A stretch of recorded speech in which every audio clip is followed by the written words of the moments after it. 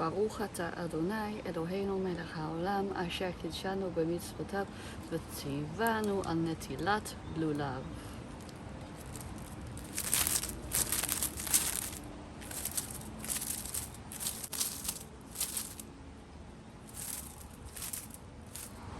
Shalom, friends, and welcome to a small sanctuary. In this case, literally a small sanctuary, as I'm sitting recording this video in my family sukkah. I hope you are having a wonderful high holiday and fall season. In today's video, I wanted to talk to you about 10 actionable, empowering, concrete steps in how you can build your own prayer practice. You may have attended services over the high holidays and you might be processing a lot of thoughts about how those services made you feel. Maybe it was really spiritually meaningful. Maybe it was actually quite challenging. Maybe you would like to learn more how Jewish prayer works. Or maybe you've even taken on a New Year's resolution to engage more seriously with your inner spiritual life. I am here today to take you on that journey. You are going to see footage of different kinds of prayer practices that I have recorded, and alongside with those videos, and I will share 10 concrete and actionable steps on how you can build a meaningful and empowering Jewish prayer life. Welcome to the wonderful and also slightly weird world of Jewish prayer. Jewish prayer can seem pretty intimidating and complicated, and I am here to break it down for you. So here are 10 tips to get you started. Number 1, where to start. There are 2 ways into Jewish prayer. One is through cognitive learning, getting all of your resources, some books to study, and to really learn how to understand the structures of the service. The other one is to just find your way in experientially by selecting short prayers between 1 to 5 minutes long. Deciding on either of these approaches is entirely your choice, and one over the other might work better for you. So think a little bit about what is your way into spirituality, through the learning or through the practice. Tip number 2, selecting your prayers to work with. Key prayers that are short, like the Shema, Moda Ani or Modeh Ani, the Amidah, the Hashkivenu, are all excellent starter prayers. You can stack them as the traditional liturgy does, but you can also just start individually. Even 1 minute of prayer a day can really open the window of your heart. Tip number 3, choose your prayer book. There are a lot of prayer books on the market and it can get pretty confusing. So first try to find out what you need from a prayer book. If you have some Hebrew literacy, you may not need a prayer book to accommodate that side of things, and you can choose any prayer book that speaks to you philosophically. If you would like to improve your Hebrew literacy or want to pray in English or in transliteration, I can really highly recommend a Reform prayer book, for instance.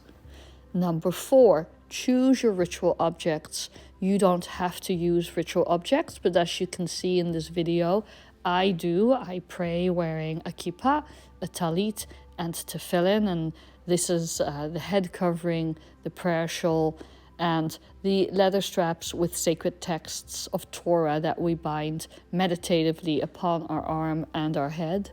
And you can decide at your own pace whether you would like to incorporate ritual objects into your prayer practice. An advantage of that is that it anchors you to the embodiment and physicality of prayer and gives you something to hook you into your practice. Number 5, choose your prayer location. You can pray anywhere, of course, in any part of the house, or even in a public place, or in a site of nature. But selecting a prayer place in your home and consistently sticking to that place and beautifying that place will enhance and anchor you to your experience. Number 6, set your kavvanah, your sacred intention. The power of prayer lies in the construction of our inner universe, and the Jewish prayer is very visceral, of course. So even if you really don't know where to start or how to pray, just saying, I now accept upon myself the practice of prayer or such like can be very helpful in framing your mind in a constructive and helpful frame. Number 7, do not feel inhibited and make sure you feel safe. Prayer is very personal, and that is the case with public prayer in the synagogue, and it is also the case with private prayer at home. And it is really okay to feel a little bit nervous and anxious about it. It is a different type of vulnerability that you are exploring in your life. So allow yourself to sit with those tensions, but also encourage yourself to accept radically whatever feelings may come to the surface and hold them in non-judgment. Number 8, Jewish prayer is a marathon, not a sprint. This is not a discipline that you can just snap your fingers and it will fall into your lap. It is like any spiritual or other type of discipline that really teaches you how to build upon it day in, day out. And you don't have to start doing it daily or thrice daily as a tradition mandates, but having some kind of consistency and pacing yourself is the key to your success. Don't push yourself too hard.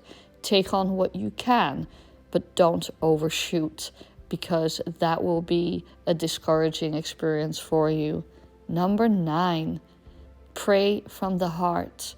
Do not confuse Judaism's strong liturgical tradition with the discouragement to pray from the heart. Good times to pray from the heart are at the end of the Amidah, for instance, or right before or after the Shema, or during or after the Hashkivenu prayer in the evening liturgy. Do pray from the heart. Just talk to God like a friend or a parent or whatever image or metaphor works for you.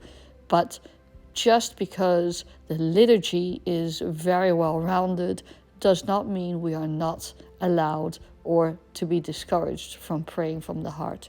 Quite the opposite. Number 10, our last tip, review your prayer practice. Do not feel too beholden to your prayer practice. It will morph and change and grow throughout your life, and that is really okay. Feel free to bring in music, poetry, art, movement, embodiment, sound, nature, breath work, whatever it is, and check in with yourself to see if any given format works best for you.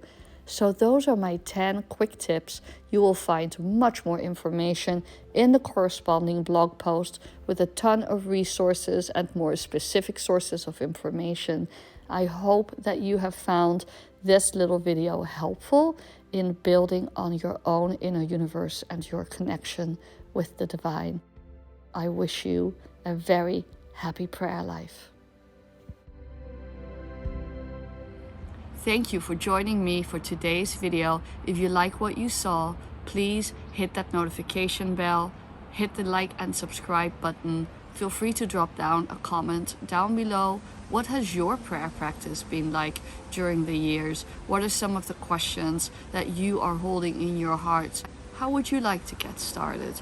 Thank you so much for watching today's video. I will see you for the next one. Moadim l'simcha.